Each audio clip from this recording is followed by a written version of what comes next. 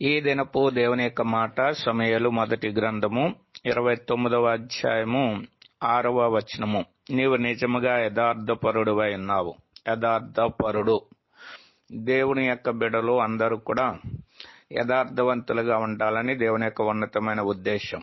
నిజానికి లోకంలో మనుషుల గురించి వ్రాయబడిన మాట, నీతిమంతుడు లేడు, ఒక్కడును లేడని వ్రాయబడి ఉంది. అటువంటి ప్రజలను నా యొద్దకు రండని పిలిచి, ఎవరైతే ఆయన యొద్దకు వస్తారో, ఆయన మార్గాల్లో నడుస్తారో వారందరినీ కూడా యథార్థవంతులుగా చేయడానికి దేవుడు ఇష్టత కలిగినటువంటి వాడుగా ఉన్నాడు.